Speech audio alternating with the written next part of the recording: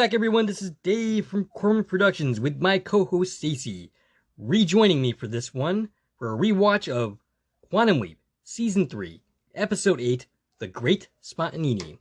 The episode's description reads as follows. Sam weaves into a magician who must keep custody of his daughter and save her from an accidental death. The episode was directed by James Whitmore Jr. This is his third episode of this series, the last of which was this season's Leap of Faith, and he will be directing the episode directly after this, Rebel Without a Clue. The episode was written by Donald P. Belzerio and Christy Dawson. This is her one and only writing credit, though she does have 7 acting appearances, the last of which was as a nurse in the 1994 flick Attack of the 5'2" Women. That sounds like an absolute classic. The episode takes place on May 9th, 1974, and originally aired on November 16th, 1990. Before going any further, I will tell you a couple of things. This is not a spoiler-free podcast, so if you haven't watched the episode, I highly recommend you go and check it out, and then come back and give us a listen. Secondly, if you are listening to one of the platforms that this podcast is now available and listenable on, please subscribe. You can also head over to my YouTube channel, where additional content can be discovered, Quantum Leap related and otherwise. If you are already on my YouTube channel, please like, share, and comment. 2 trivia notes of interest here. owlsplace.com points out something that your husband mentioned to me. Yes. And that's the fact that this is actually the true debut of what is referred to in the fandom as the gummy bear handling. Yes, or at least it was filmed to be the premiere of it. Its actual debut, where we first saw it, because these episodes were filmed out of order, right, was actually in The Boogeyman. Mm-hmm. And since then, we've seen, it was Black on White on Fire. I think I got that episode title right. I mispronounced it a ton of times when talking to her about this. And Miss Deep South. But this was actually the true introduction of the handling. Sam's mirror image in this episode was played by a guy named Dan Birch, who was an accomplished magician at the time, and actually consulted on this episode's magic. Ah. So, Stacie, welcome back to the podcast. Thanks, Dave. I'm happy to be here. This is my first time recording about an original series episode with you. So that's exciting. It's taking notes for this. I found it's very different, right? Right. Than when we're talking about an old episode. Yeah, like usually when I'm talking to you, we're talking about the new series and, speculating on what's to come and storylines. And, this is very different. Mm-hmm. Talking about something that we all already know so well. We do have news. Yes, there is news in the Quantum Leap world. Quantum Leap, the new series, the revival series, has just been ordered for a 2nd season. Which is amazing. That news came as a surprise to me. Not because I was surprised it was getting a 2nd season, but I was very surprised to get that announcement now during the show's mid-season hiatus. Yeah, I thought we wouldn't even get official word on that until well after the season 1 was completed. So. Right, or at least the end of season 1. Usually that's when those type of decisions are made and announced, is when they get the ratings for the whole season in. So the fact that we're already talking a season 2, that's been official, shows that NBC actually has faith in the new series. Yes, which means all those really bad articles telling us it was hopeless was thankfully wrong. Right. So all you naysayers can go pound sand. And if you haven't checked out the revival series yet, go check it out. 8 episodes have aired. They are available on Peacock, NBC, and we have covered all 8 of those episodes on our podcast. So watch the episodes, listen to us, and episode 9 airs on January 2nd. So if you're not caught up on that, get caught up, join the conversation. All right, so Stacie, your thoughts on this week's episode? Well, growing up, I probably would say this was kind of a middle of the road episode for me. I didn't love it. I didn't hate it. It was, just kind of in the middle. I don't think my opinions have really changed too much on that.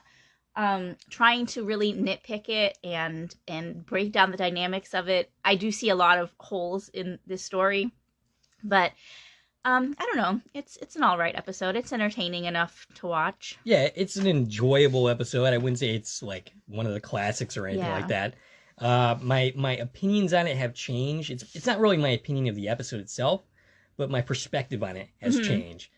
from being a kid or being in my 20s versus me being a 40-year-old single dad. Right. You're coming up from a whole different place now. And I see some of the problematic areas of this episode. I mean, when I would have originally been watching this, I probably was about Jamie's age. So this was one of those episodes I saw like, oh yeah, there's a kid in it. Cool. And that was about as deep as that went.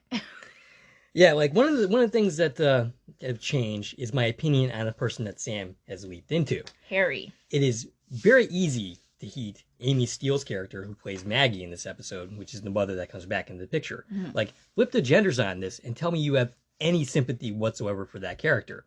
Now, we root for Sam's host because we see Sam. Because it's week Sam. Week in and week right. out, played by the charismatic and likable Scott Bakula. Right. But if you take an objective look at him, he's also pretty terrible. Yeah, that's pretty much my takeaway in the custody battle, which, this episode focuses around, is neither one of these people are great fits to be a parent of this child.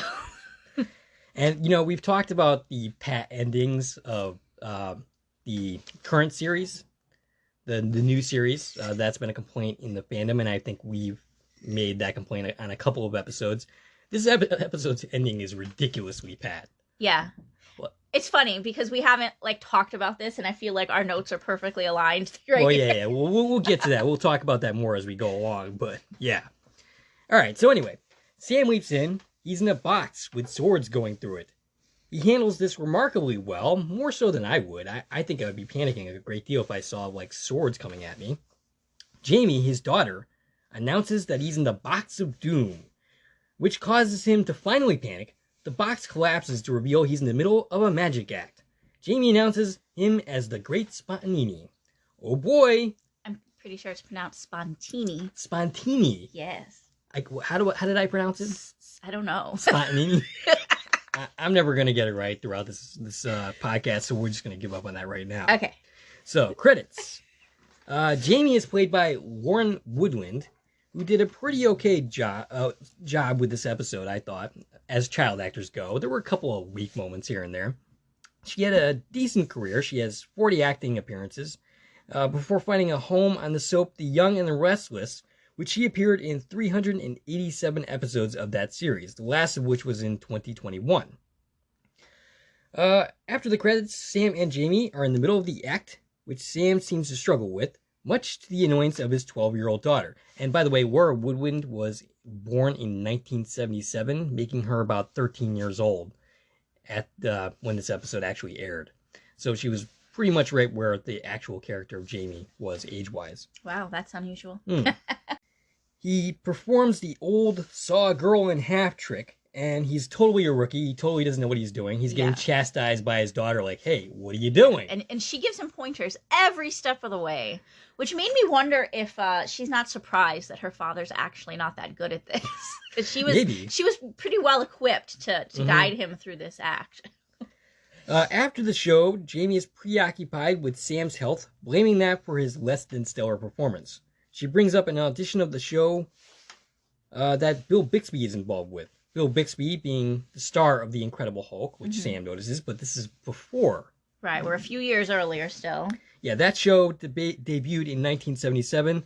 The year on this is 1974.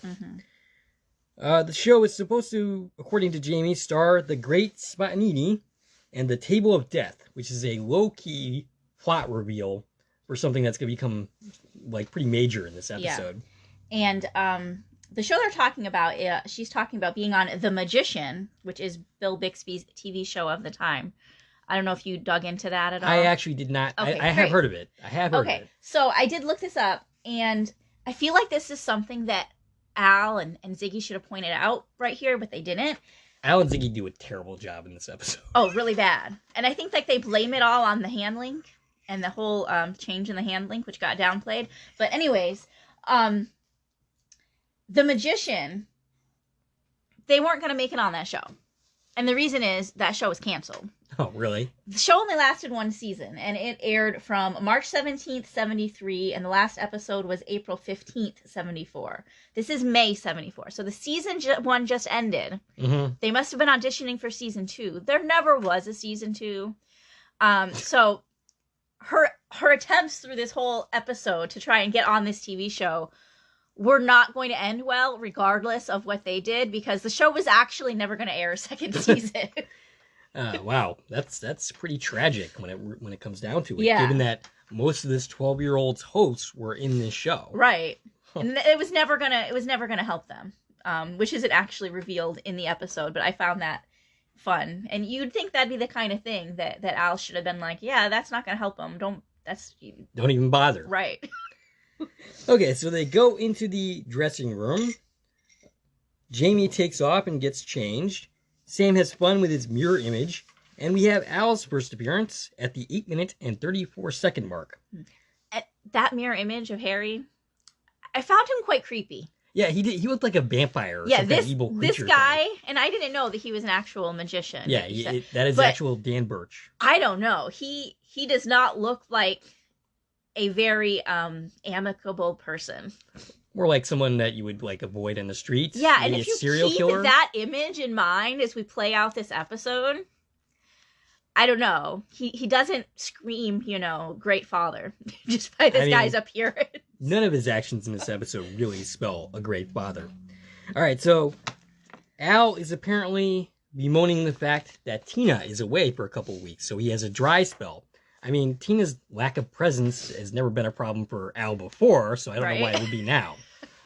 They hear a knock at the door where a woman enters, and Al knows somehow that this is Elaine. Well, because instead of watching the magic act, Al was next door in the girls' dressing room during the show. Oh, and as opposed to also doing some other useful things that would help in this episode, that it's really weird how he reveals information in this episode. Yes. Because, we learned some stuff late that we should have learned early. Exactly. Al did not help Sam through this. So Elaine starts making out with him, despite knowing that his 12-year-old daughter is in the other room and can come back at any moment. Yeah, she was in the bathroom changing out of her costume from the show. And, I thought about this. Maybe Eileen didn't realize that she was there, but... How would she not know that? I mean, from everything that we hear in this episode, Jamie is a regular part of his act. Yeah. So how would she not know that? So, very classy on her part. Actually, honestly, I would have just cut the Elaine character out. Mm-hmm. She doesn't factor into the rest of the episode. It's kind of hilarious. So Eileen says in this scene, 3 months that she's been trying to book a gig with him in the same place, and now they're going to be in a 4-week run together. So Harry is a traveling act, right? Mm. And we don't know exactly what Eileen does, but she's some kind of showgirl, and obviously she travels as well. They have an ongoing something, right? That she's said she's been trying to book this for 3 months. So it's not like he just met her. And I just find it hilarious that they set all that up and then we literally never hear about her again. She's not mentioned one time during this episode. There is one other mention of her. Okay, when? It's when Sam was talking to Al and he mentions the fact that Elaine told him that he was still in love with his ex-wife. Oh, okay, yeah. So there was that mention. And that, I think, is the reason for this character. So that's all we get from her is when Sam's kind of, taken aback by the fact that this woman just, came up and started kissing him. She takes that as Harry trying to pull away from her. Right. And she says, oh, you're still caught up on her. Soon we'll find out who her is. But Eileen's the one who tells Sam Harry must still be in love with his ex. That's where Sam gets this idea from. I mean, but at the same time, yeah, sure, that's the reason why she's here. But all of this could have been gathered in the next minute or so when his ex-wife shows up. Well, we don't really know how Harry feels. And just because Elaine, I think. Even though she says that still doesn't mean that Harry actually feels this way, right? I mean, we haven't met Harry. Right. So I mean, I guess that's another problematic point when we're talking about the ending of this episode. Yes, absolutely. But we'll get there. Okay, so who should happen by but Harry's ex-wife in the middle of Elaine trying to make out with him. Yeah. And there's no point to this point of tension. And at the same moment, Jamie comes out of the bathroom. Right. So again, there's this, okay, well, you were going to get it on while the 12-year-old was 2 seconds away from coming back into the room. Yeah. So yeah. Anyway, I'll get off that point. Okay. So the wife and comes in with the lawyer character. It's her fiance, correct? Her fiance. His name is Steve. And Steve is a lawyer.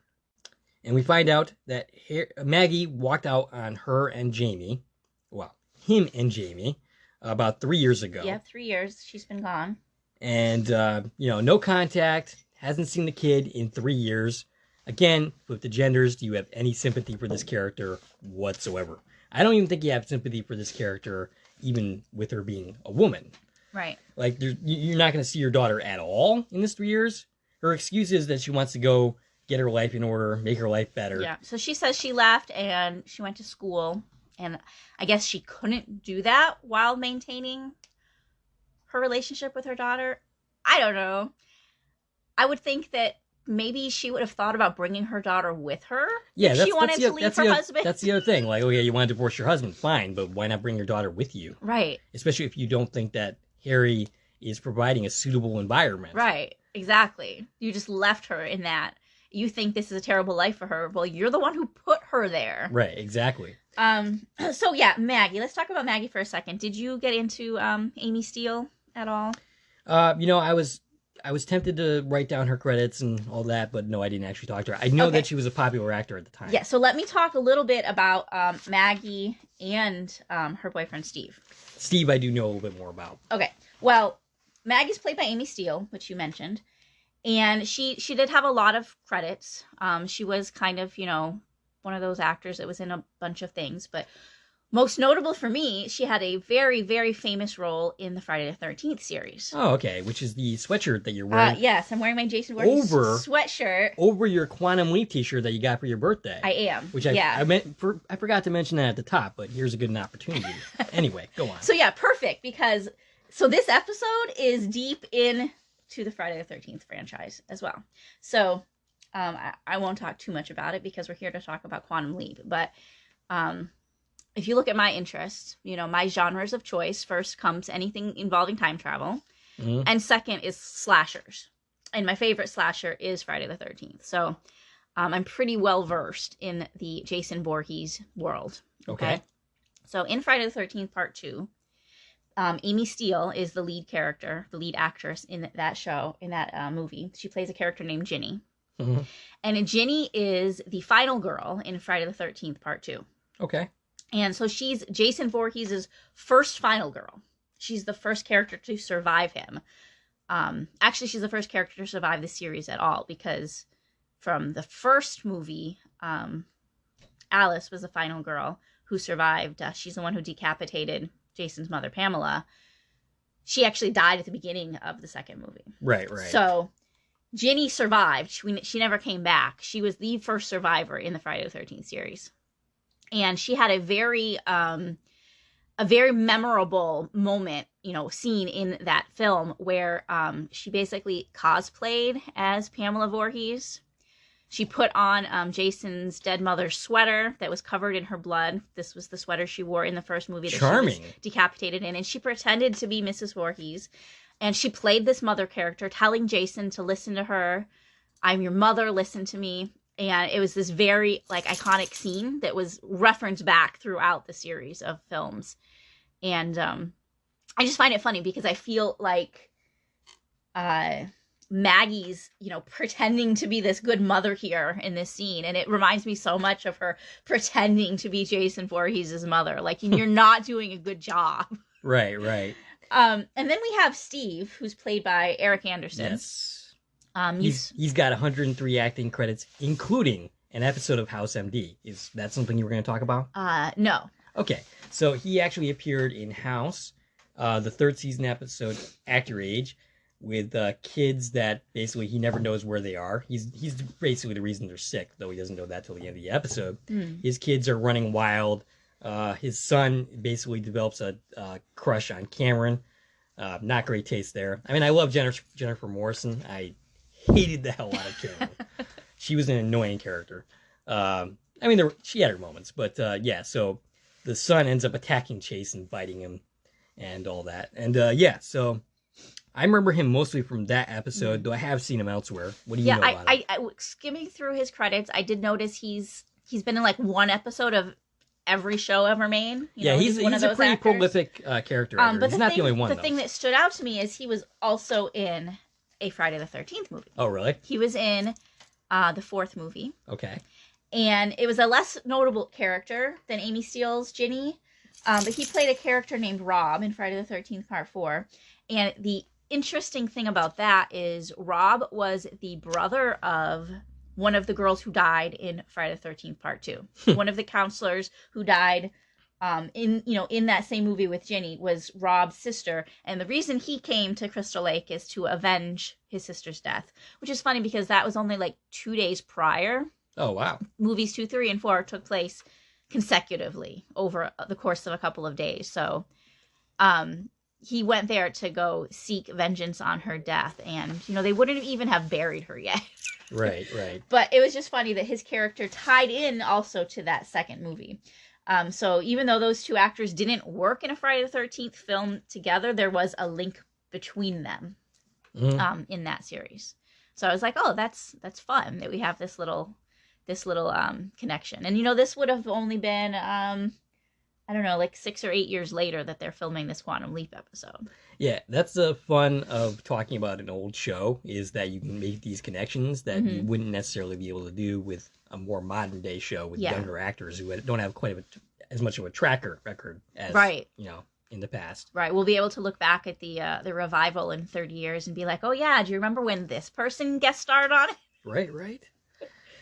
Okay, so Maggie wants a divorce, and Steve, the lawyer, wants to make things easy. Al doesn't buy it, nor should you, but Steve is playing all nice about a hearing that's supposed to happen tomorrow. Okay, big issue with this. This episode is totally not realistic when it comes to this at all. If you have to be served divorce papers, and you don't have the hearing the next day, it's probably a couple months later, and you wouldn't get ambushed the way Sam does with the custody hearing, as he does the next day, which happens in the next scene. But we don't know that it's custody hearing. All we know is we're going to talk to the judge about a divorce. Right, at this point. But, you would know that in advance. Right. You wouldn't just be, dropped on you, oh, by the way, you're in a custody battle. You know exactly what the issues are going into whatever hearing. Maybe it was a little looser in the 70s. And, usually these things take years. Yeah, especially when absolutely. there's issues on the table. And I've got some things to say about that later in the episode. Okay. But, yeah, so Steve, the new fiance / attorney, which is huge conflict of interest here. That's another thing I was going to bring up. Is okay, so you're involved with this woman. Isn't it a major conflict of interest to represent her in court? I understand him, doing it, but the court allowing it? Yeah, so he's the one who tells Sam, Harry, that you're going to come talk to the judge tomorrow. See you then. And, it's very strange. And what's even stranger is that Al doesn't get any insight. That's exactly my problem on this case. Right, okay. These things are usually public record. Absolutely. You don't even have to go into the military archives to find these things. So it should be really easy for Ziggy to find information on what exactly happened here. And Al and Ziggy have no information whatsoever. But the information he does provide is that in the original history, Harry spent his life savings on the attorney fees. So Sam doesn't hire an attorney.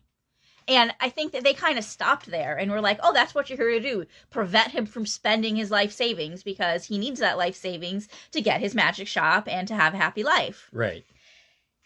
And if you know that he spent his entire life savings on attorneys, shouldn't you know why that happened? And the outcome of everything that happened here? Right. So yeah, that was a huge error on Ziggy and Al's part. Not getting this information. So Al says, oh, he spent his life savings on an attorney, basically saying, don't do that. That's a bad idea. And then almost as horrifically what is going on here, Sam at this moment jumps to the conclusion and says, I think I'm here to reunite this family. Right. That's in character for Sam. It is, but it was just so what? You were told 2 seconds ago she wants a divorce. You were told that this guy basically, spent everything he's ever saved, gave up all his hopes and dreams trying to pay for an attorney. And you're like, oh, I must be here to get them back together. Right. There's no indication whatsoever that that's even remotely possible at this point. So, yeah, it is a big leap on Sam's part, if you'll pardon the pun, for sure. Okay, so in the next scene, we have the hearing, which seems to be taking place in the judge's chambers. Yeah, so we find out this is the informal hearing. Right. So it's not happening in the courtroom. The judge is played by a pretty familiar face. He's a character actor who has 150 acting appearances, including an appearance on Star Trek The Next Generation, the Season 1 finale, In the Hand of the Prophets. He's still acting today, having most recently appeared in a Mark Wahlberg film titled Father Stu. And this guy is 88 years old. Yeah, he seemed like an elderly gentleman back then. Yeah, he probably would have been like in his 50s at this point. He looked older than that. So in this scene, Sam's host gets his well-deserved spanking. Now, Sam doesn't deserve the spanking, but his host definitely does. Yes. The judge and the lawyer make some really great points. And, I should say, I could have made all these points without the fancy-dancy law degree. Yeah. Like, every point that he makes is so blatantly obvious a problem and problematic for Sam's character. Yeah, so they talk about, oh, well, does your daughter have her own bedroom? Well, no, we sleep in a trailer together. And it surprises me a little bit that Sam doesn't realize the problem himself. I realize he's never had kids, but he doesn't see, why that might be something. Because Sam is all for supporting his host, which is, as an audience, like you said, that's where we are pushed. Right. We're pushed into, oh, she's evil. She left her family. We don't know a whole lot about her situation. But we're pushed like, oh, this is Sam. We must fight for him. Right. And that's just way too easy because there doesn't seem to be a good argument here. There's no argument. Sam literally has nothing. So there's the whole deal with her having no privacy, no stability. She's working with him in the nightclub. She's 12 years old. Why is she working at all? Not in school. Why is she working in a nightclub late nights? Right. Yeah. So, we're supposed to see Steve as an evil character, and he's not a good guy. Let's be real here. But at the same time, he's right about all of this. Yeah. Now, the one thing that I think he does take a step too far in is trying to not deny Sam visitation as well. He's basically saying that Sam shouldn't even be allowed to see his kid, which I think is a step too far. I don't think that's merited. Yeah. But I definitely don't think he should have custody. There was one thing I found interesting, is that Steve ended up attacking Sam's memory, which of course Sam doesn't have any memory because this is not his life. Yeah, so, okay. So this is where the whole handling thing comes in. Oh, yes. Right? So we have the old hand link, the calculator looking hand link. And Al's having more trouble with it than usual, right? He's extra smacking it. It's making extra bleepy bleepy noises. It's being very vocal today. And it's not answering any question that Al's putting into it. And this is a time, when he needs answers. The judge is asking Sam questions. Just show me that you know your daughter. Show me that you're a good father to her. And he's asked, how many schools has your daughter been to? Well, Sam doesn't know, so he's not going to lie. Al can't give him an answer. He's asked, okay, when's your daughter's birthday? Sam doesn't know his daughter's birthday. That's the worst part. Yeah, Harry probably knows that, right? But because the hand link is, not working at all, Sam's making this worse. Right. By being here, because he can't answer Sam is doing a worse job than Harry would have done. And we know that, it didn't matter anyways, because it didn't turn out in Harry's favor either. But Sam's making it obviously worse. Right. Well, what's interesting about the scene is I remember a few years ago reading an article from a female lawyer who said that she would use these tactics exactly to go after a man's credibility. And the reason for that is not because, men don't care about their kids. It's because that men generally aren't as good with these details as women are. Right. So this is how she would demonstrate that, the man doesn't care about the kid, so he shouldn't have custody or whatever. Right. And it was believable that, Harry might struggle, but he had to have done better than Sam did. Oh, I'm sure. I'm absolutely sure. And also with the hand link then, Al's literally like beating it up. And I just found it so funny. He said, I think I killed it, Sam. And that's the last time we're going to see that hand link. And you know what's funny? I think. I'm pretty sure it is. What's funny also is that in the new series, we had What a Disaster, which was the original pilot of that series. They changed it to like the 6th episode of the season or something like that. And we had a hand link switchover so that it would go along with the old hand link in the original pilot, so they didn't have to refilm scenes. Right. But that also becomes a callback to this scene. Yeah. Which I didn't realize at the time. And this is something that until a recent watch through with my husband, who is watching this show for the first time, he picked that up. Yeah, he's the one that originally mentioned it to me. And I had noticed that they said something about the hand link, but I wasn't catching that this is really that turnover moment, where he's like, oh, the old hand link is dead. Right. But also, we kind of skimmed over it, the whole idea that he didn't find out until he got here, that this is a custody hearing. And Al was like, Sam, this isn't about a divorce. But it wasn't because Al read about it or knew about it, which he should have. It was because Al sensed it from his own life experiences. The whole thing just seemed so hokey that Al and Sam are not helping this situation. Right. Why are they here? Right. Right? Because they haven't added any value to this situation. At this point, they've actively made things worse, the two of them. Now, one thing the lawyer didn't bring up, which would have been a great time to bring up Eileen. Oh, yeah. They didn't bring up the fact that they walked in on that scene last night. Making that scene even more pointless, but that would be another point that they could easily have brought up against Sam here. Right. Like, what is going on while my daughter's in that room? Right. And he also, the lawyer, he makes a comment here. He says, my client searched 2.5 years before locating her daughter. And this is his argument as to why he doesn't think that Harry should have any access to Jamie. And I found that a weird thing to say. The wife's only been gone 3 years. Right. And she's saying she's been searching for her daughter for 2.5 years. Right. You couldn't have been searching too hard. Right. I mean, where is Harry gone? I mean, I guess he travels, correct? He's traveling, but he's a performer. There's records of where he is. Right. If you're looking for him, he shouldn't be that hard to find. Right. Like, even pre-internet, it shouldn't have been that hard. Call some nightclubs. He's there. Right. And the fact that, now that she suddenly found her in California, where she has a home established. I mean, we haven't seen her home yet, but soon we're going to see her house. She lives here. You just found her here. Right. The whole setup just seems really hokey. That, she says she's been looking for her 2.5 years, but you just happen to find her when she's in your backyard. Right. And you have a bedroom all set up and ready for her. Right. I don't know. It's all just a little.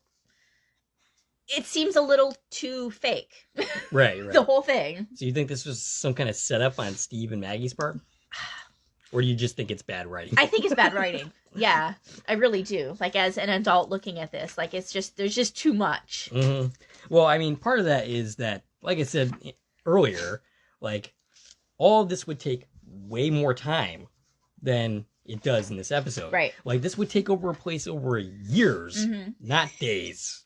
And, you're not going to have Sam Beckett stick around for years to deal with that's where we are. Situation. So, at the end of this little meeting, the judge says, you're to hand Jamie over to her mother, pending a formal hearing. And that's going to be our temporary custody arrangement, is Maggie's going to have custody of Jamie. And the lawyer says, we don't want visitation rights. The judge grants Harry visitation rights, but only in the wife's house. He's not allowed to take his daughter anywhere. But then, very soon, we'll get to realize that formal hearing is tomorrow. Yeah, that's the other thing. It's like, that doesn't make any sense whatsoever. Like, the justice does not move this swiftly. Right. I mean, and a few more scenes happen before we get there, but When you realize that it's literally the next tomorrow, day. And they never told us it's tomorrow, by the way. Just right. Suddenly it's tomorrow, and we're going to this official hearing. That makes the point of this temporary custody arrangement and visitation or no visitation, like, really moot. Right. Because an official answer is going to come tomorrow. Right. Which, of course, wouldn't happen that way anyway, because things like this take way longer. Yeah, it's all just very hokey. All right, so spoiler alert.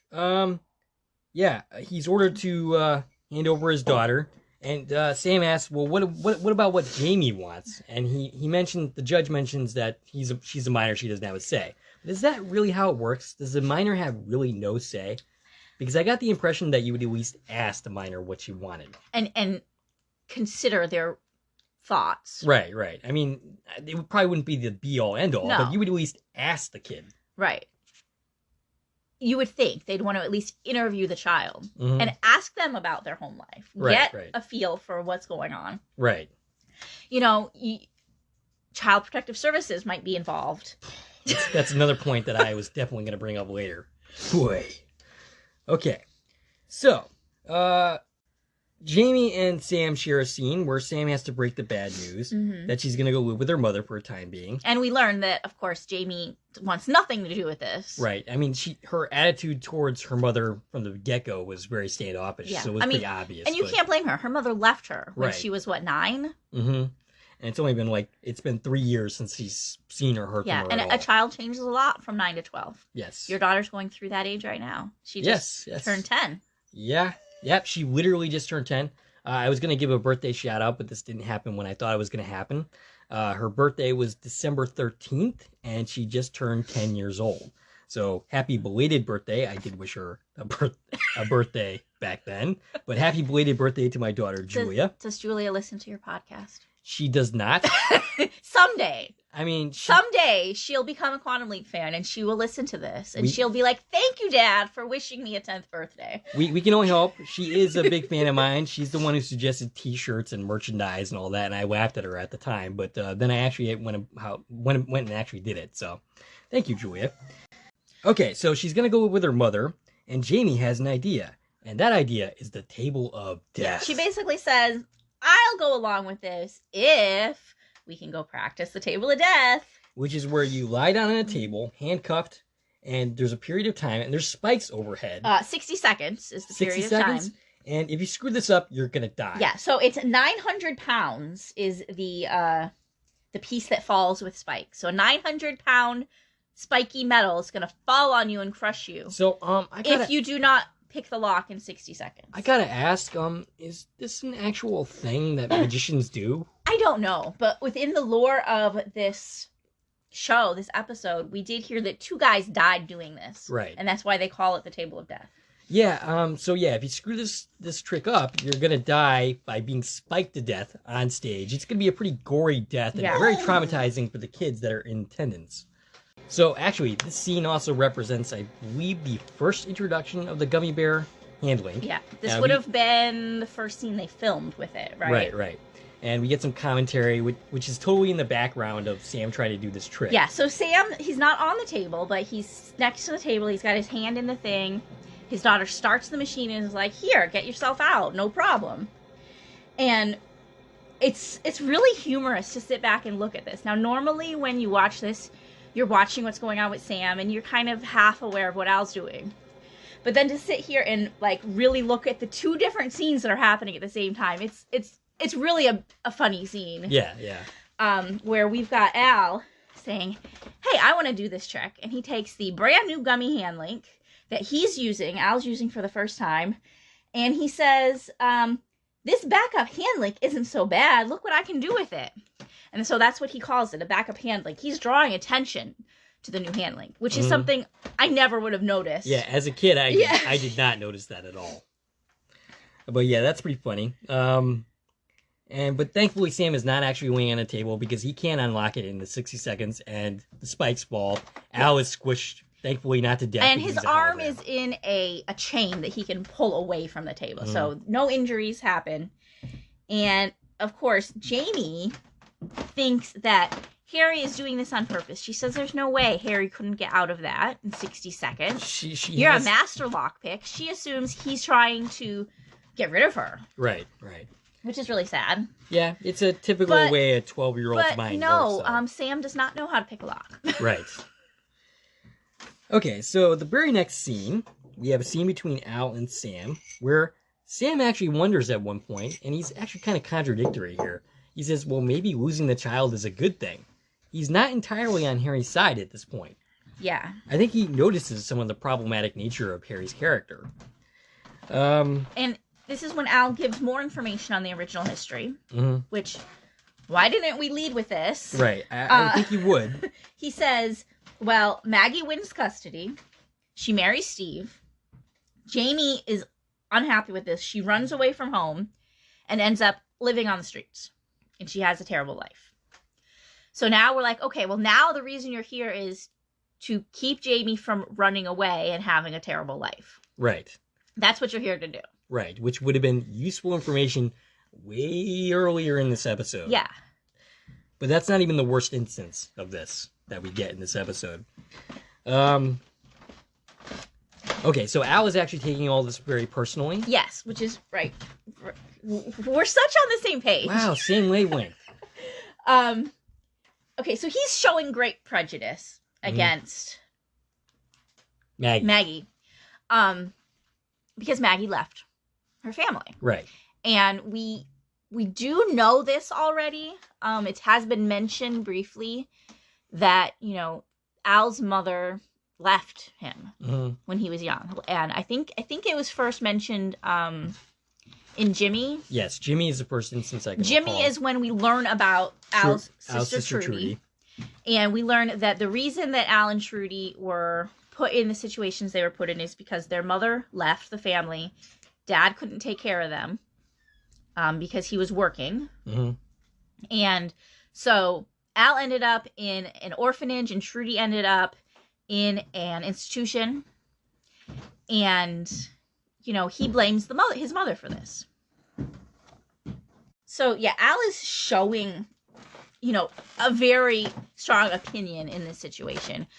Which maybe that's, why he's leaning towards Harry. Maybe he's not really looking at Harry. He's not looking at him objectively because he hates Maggie so much. Right. He hates her so much because she left. And this is where Sam's kind of like, well, maybe we need to give her a chance. Maybe if someone gave your mom a chance. Right. Which is where, Sam calls him out on this, that he's maybe acting a little prejudiced to this situation. And actually, that's a pretty good character detail there. That it's like subtle, but it's right. They don't really talk about that, but we acknowledge it, and we'll talk about it more in the episode "Runaway," where that's when Al really talks about the wife abandoning the children situation. All right, so Sam is putting on some cologne. He's basically bathing in it, and Al realizes that he's trying to make nice with the mother. He's trying to take a different tack and not necessarily go through the legal system, which Sam doesn't really want to do in the first place. Right. He's been arguing since the beginning of the episode, hey, why don't you just let us talk and we can resolve this without the the law. And remember, he still thinks that he must be here to get them back together. Right. So Jamie ends up making fun of him, saying you're supposed to wear it, not drink it. Yeah, so that's a good information that you're not supposed to drink cologne. Yeah. I'm sure it doesn't taste very good. I've never personally tried it. Jamie is doing everything she can once she gets to the house to show how unhappy she is, while Sam is trying to convince her to give it a chance. Sam and Maggie end up talking, almost seeming to bond, when Jamie enters the room pretending to be stabbed with a knife. Their reactions here, thinking that their daughter has been stabbed, are severely underplayed. Well, I think Sam realized it was fake. I'm not so sure about Maggie, though. No, Maggie thought it was real. But she's just sitting there, no hysterics or anything. Just oh, look at that. My daughter's on the floor having been stabbed. Well, she did live through a Friday the 13th movie. Okay, I got you. So she's used to that sort of thing. That makes sense. Jamie ends up referring to her mother by her first name, Maggie, and she does that throughout the episode, which is the ultimate sign of disrespect. Yeah. It's the biggest sign of a protest. Although that she has. She calls her father Harry as well. You know, I didn't actually notice that. She does. So I think that's just... What she does? Yeah, because you know what? She doesn't have any parents in her life. That's why. Essentially, Harry is not really operating as a parent, more like her boss. Right, exactly. Else. So yeah, I see your point on that. All right, so Jamie discovers a stuffed animal that Maggie took that Jamie thought was lost. Maggie took it to have a piece of Jamie and to make it easy on her for a while. Aww. Yeah, let's How selfish of her. Your daughter's precious toy. Is there no end to this character's selfishness? Part of her. How about, I don't know, having her in your life? Right. Sam tries to reminisce with Maggie despite having no memories of that life at all. Yeah. He's trying to he fakes it that pretty trip? Good. Yeah, he does. He does. At this point, he's been leaping for a couple of seasons now. Yeah. So he's gotten used to this kind of thing. He knows how to fake a conversation, and it's working. Yeah. They kiss. Yeah.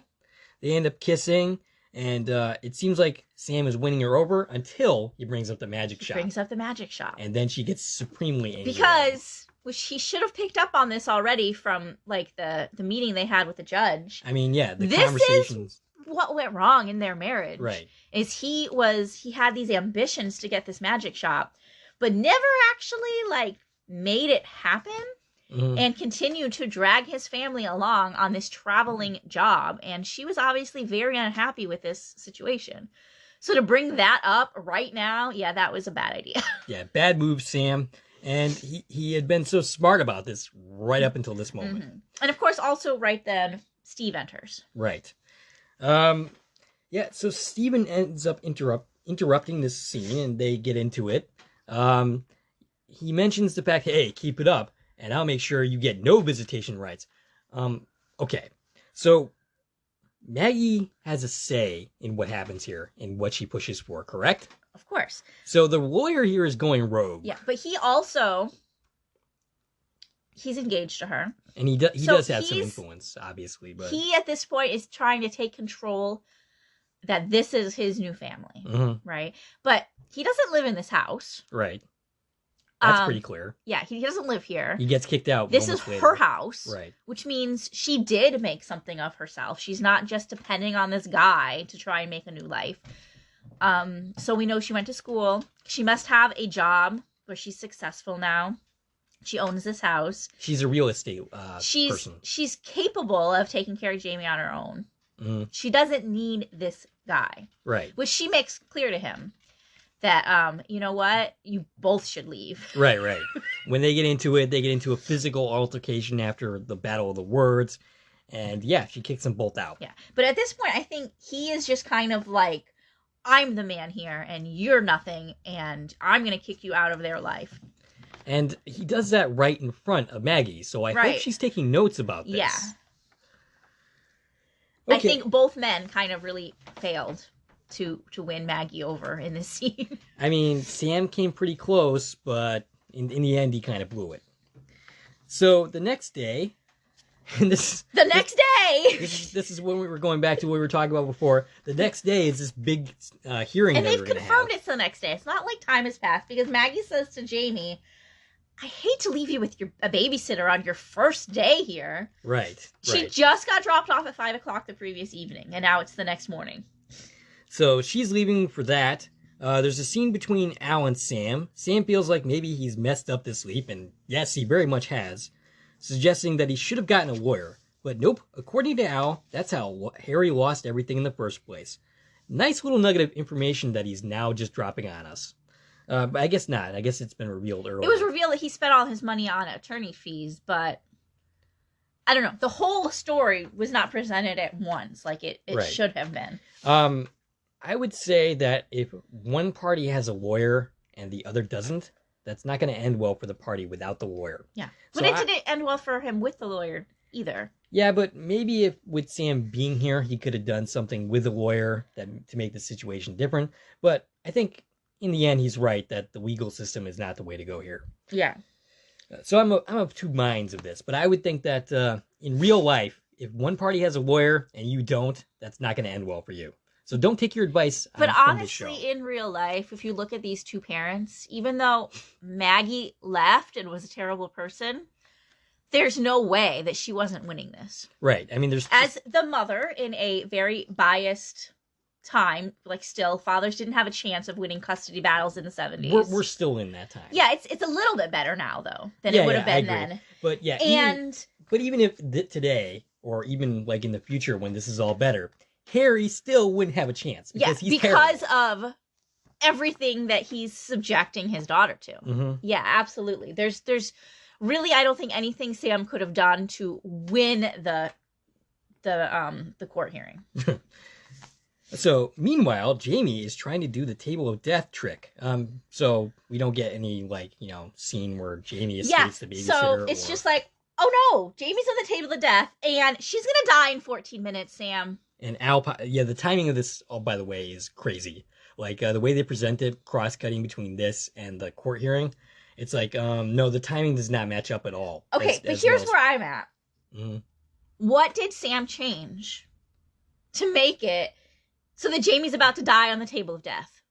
That's good. Because that did not happen. In the original history, she ran away from home and ended up on the streets. Now, all of a sudden, she's performing this trick on her own and she's about to die. Yeah, I didn't actually think about that. So, Sam, what did you change that made her do this today? Maybe not getting the lawyer was a bad thing after all. Now she dies on the table. Really, like, she's been with her mother, so, and that same thing would have happened. Right. So what did he do? Yeah, I don't know. Was it listening to that fight the night before? Maybe. Pushed her over the edge?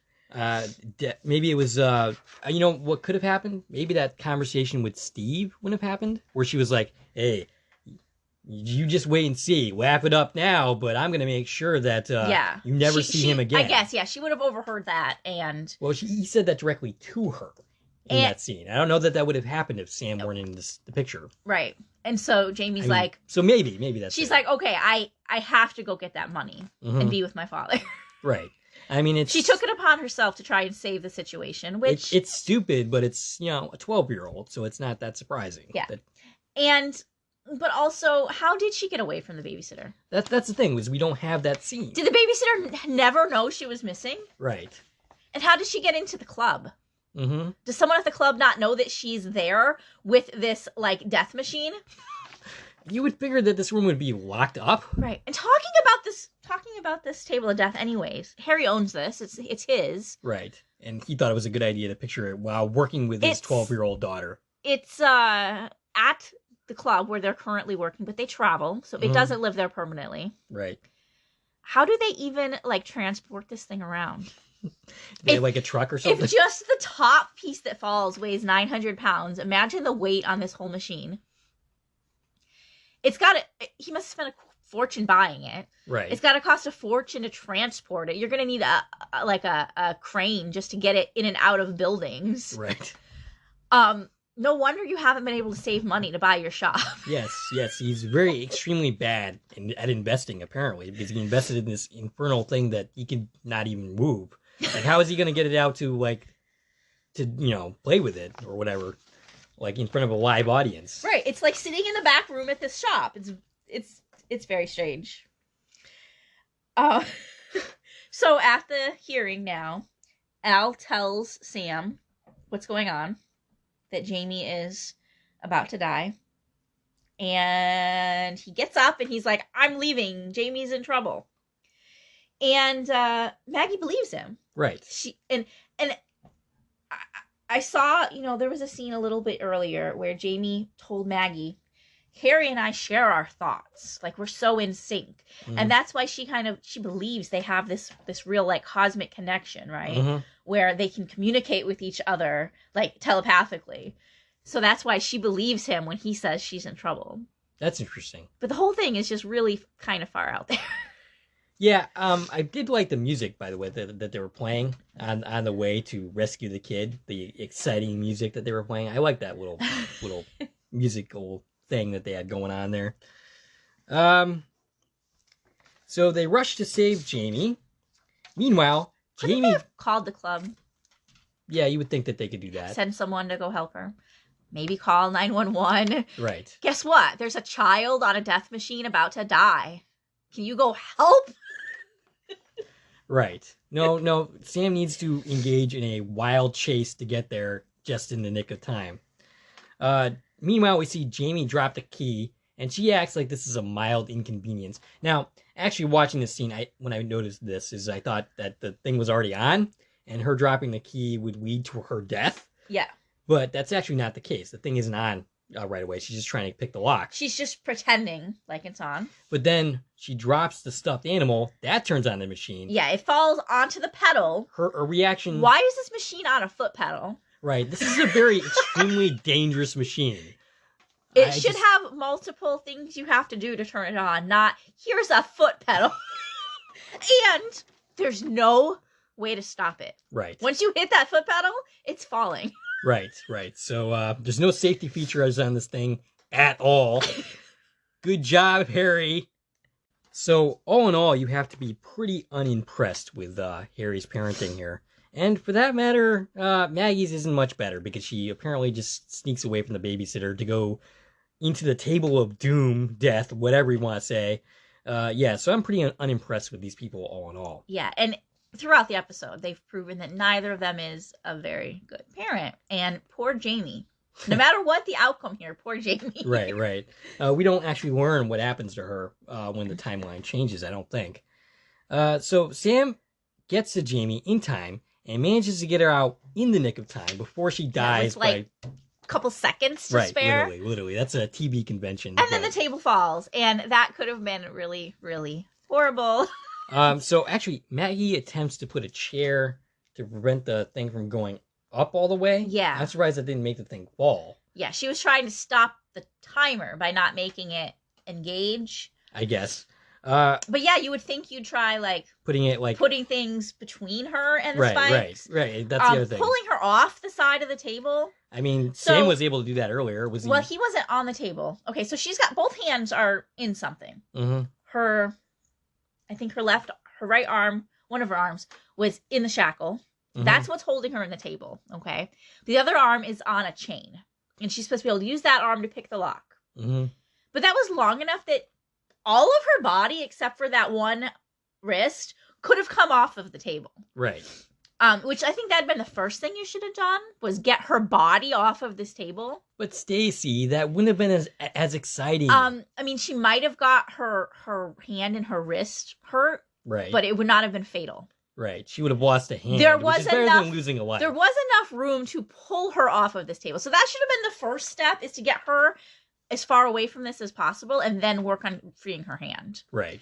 Instead of 2 seconds before, she's still laying on the table. Okay, so back at the courtroom, the lawyer is arguing that Harry should face charges for child endangerment. Immediately after this, they just go back and finish the hearing.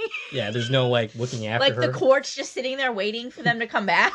Yeah, that wouldn't happen. And oh, by the way, I disagree that Maggie disagrees that Harry should face these charges, and I agree. They both should be facing these charges because they are both equally culpable for this. Yeah. And the club itself should be responsible because who let this child in? Right. And why isn't this room with the table of doom not locked? Okay, anyway. And Child Protective Services, as you brought it up, was a thing back in the 1970s. This incident happens in front of the lawyer and the judge. It's all public. Uh-huh. So Child Protective Services isn't going to be interested in this case where a child almost died from being maybe spiked this child shouldn't have been with either parent. Right. I'd be like, on second thought, I think you both are bad. So no, sorry, you neither one of you are getting custody. We're going to be calling Child Protective Services in to investigate the both of you. But that's really glossed over in this episode. That's for damn sure. So Maggie decides to drop the case and the divorce. Yeah. So her fiance says, okay, I'll refile just for divorce. Mm-hmm. And she's like, nah, here's your ring back. And, oh, by the way, once again, I mentioned Child Protective Services. What's to stop him from calling? Yeah. At this point, he's shown himself to be an asshole, so why wouldn't he? He doesn't actually care about what happens to Jamie, so... Yeah, but he could do it out of spite. Just to make Maggie's life Jamie. harder. All right, so Al says Maggie and Harry being together is not in the cards. Yeah, here we are, where this ending, it just doesn't, none of this makes any sense. Right. So she calls off the divorce. Mm-hmm. You don't want to get divorced today. Okay. She calls off her engagement. Great. But she says to what the heck's his name? The lawyer. Steve. She says to Steve, I don't want to miss out potentially on something great. Well, what are you talking about? Right. If it's not in the cards for them to be together. Mm-hmm. Like, it felt in that moment that she meant she wanted to be together with Harry. Mm-hmm. It really felt like that. Because she doesn't want a divorce. She's worried about missing out on something. It seemed clear to me that she meant a chance for them to start over. Right. Yet 2 seconds later, Al says, no, it's not in the cards. They're not going to be together. She's going to help him get his magic shop off the ground. Right. They're going to co-parent. Right. But it's not in the cards for them to be together. And then Sam's like, well, let's put it in the cards. Now, all Sam does is walk over and give her a kiss. Because that totally works. And bam! Guess what? History changed. They get together now. Right. And I should also point out that Jamie, who's been pretty, obvious in her unhappiness with Maggie, is all of a sudden like, oh, okay, mommy, and like is all suddenly forgiving. Yeah, we're a happy family again. Right. So that's unrealistic. And yeah, this is a very happy ending. I hope that Maggie and Harry make enough money to pay for the mountain load of therapy bills that they're going to have to pay for Jamie. Well, maybe they should start by selling the Table of Death. Yes, I would start there. That's obviously not something that you want to keep around. But yeah, why would him going and giving Maggie a kiss have changed their fate as a couple? And that's an instance of Sam making the decision for Harry. Right. That always bugs me whenever it happens in the series. And this is, something that if you look at any Quantum Leap episode too hard, if you think about the person coming back, it breaks things, right? Right. Like, thinking about this breaks everything, no matter what episode we're talking about. So here we are. Sam's going to leap out. Harry's going to leap in. He's going to see Maggie for the first time. He's seen her in 3 years. What are you doing here? Right. He hasn't experienced anything that's happened. He's going to say, what are you doing here? Jamie, let's go practice the Table of Death. I got a date with Eileen later. Right. His life has been totally upended. Like, he's going to have no idea any of this happened. And because he kissed her a minute ago, they're going to live happily ever after. Aw. So that's a point that they actually avoided in the new series with the Justin Hartley episode, where he doesn't make the decision for her. He goes off and lets them make the decision for themselves, and which is an improvement over what happens in the original series a lot of the time. Though it's also guilty of like completely transforming the person's life, and like what happened in this episode would happen here. Yeah. So yeah. So this is another example of Sam like basically screwing with a person's life beyond recognition. Yeah. And he comes back and he's gonna have no idea about what his life is about at this point. And really, when you look at it, what did Sam do to help his family? Prevent Jamie from dying in the Table of Death, yeah, which he probably caused. She didn't originally do. Right. So how did him being there fix this? It never really gave us a reason why any of this worked, right? Right. No. There's no clear-cut reason or thing that Sam does that improved the situation that Harry didn't do, other than not hiring the lawyer. Which I don't see how that improves anything. Right. And I don't know. They put it a nice little bow around it, but when you tear it apart, there's nothing in the box. Yeah. It's empty. Like I said, there's been complaints about the new series and its pat endings. We've made some of those complaints here and there. This is the ultimate pat ending, yeah. And it doesn't make any sense whatsoever. Compare this to last week's episode, which you didn't do with me. That was the black on white on fire. Mm-hmm. I think I said it again right this time. Yeah, that ending, that's the absolute opposite of Pat. Sam literally accomplishes nothing. He manages to save the girl that his host was in love with. Yeah. But his brother is dead in his arms. Yeah. And he hasn't resolved anything really when it comes down to it. That's the exact opposite of a Pat ending. Whereas this is like totally Pat in a way that makes no sense whatsoever. And speaking of that prior episode, that episode ended with him holding his brother's. I did discuss that. He was holding his brother's body, right? That's and when he left out. His brother's gonna come back to like holding his brother in his arms, dead. Yeah, that's terrible. But no, what I was getting you're not even talking about that. No, okay. What I was getting to is Sam goes from that moment, and because they put this episode next, he goes from that to being in a magic show. Yeah, that's like what a transition for him. Like his emotions coming from that to ta-da. There's a very big tonal whiplash there for sure. But how do you suppose does something happen to Sam in the leap that might change his emotional state between leaps? You think? Well, we know time passes for Al. Right. But Sam has always made it seem like no time passes for him. Mm-hmm. Whatever's happening in between, he's not conscious for it. Right. And, we've seen instances of that, such as the leap home. Mm. He transitions from screaming to his brother to screaming to his brother. Right. He jumps right. He's still there. Right. So Sam goes from that episode of crying on the floor holding his dead brother to suddenly he's in the magic show and he'd still kind of have the heavy emotions that he ended that episode with, but he seems perfectly fine to me. Well, you also got to take into account that they didn't film these in the order they aired them. Right, of course. So they didn't take that into account. Because this series was not supposed to be serialized in any kind of way. Yeah, it was very episodic. It was designed that way.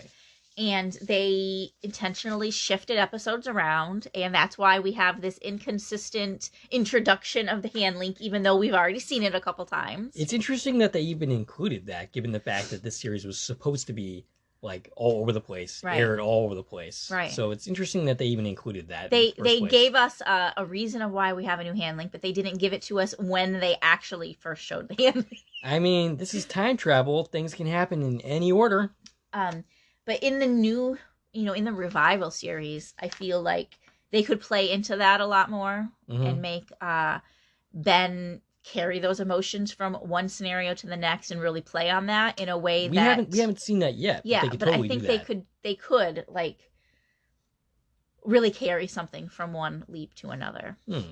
More so than we get to see Sam doing because of how isolated each of these episodes are kept from each other. Yeah, there's definitely a possibility of different things that we did not see in the original series happening in the new series. And that's one of the reasons why I was excited about the show in the first place, is seeing some of these things that we did not get to explore in the original series at all. Do you have any additional thoughts on this week's episode? Nope, that was pretty much it. It was a whole lot of silly fluff that made no sense, and all in all was a watchable hour of television.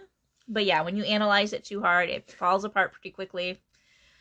I don't think it's particularly an important or memorable part of Sam's overall story. I don't think we ever hear from any of these characters again in any context. Nope, I don't believe so. Next week, we got The Rebel Without a Cause. You can certainly feel free to join me for that one. I think we can squeeze that in before the new year, before the new show comes back. So we would like to hear from you, what you thought about this episode and what you thought of our podcast in general. Stacie can be reached at... I can be found on Twitter at TV and Coupon Talk. All right. If you like this podcast and want to support the channel, there are a number of ways to do so. You can follow me on Twitter at Core Productions. You can join my Core Productions Facebook page. You can buy something from the Core Productions store on Zazzle. It's Christmas, so maybe you want to buy a t-shirt for your Core Productions fan, if you have any. You can buy me a coffee, which is a new way to support content creators such as myself. And of course, you can like, share, and comment on this podcast, as well as subscribing to my channel. This is Dave and Stacie from Core Productions, signing off.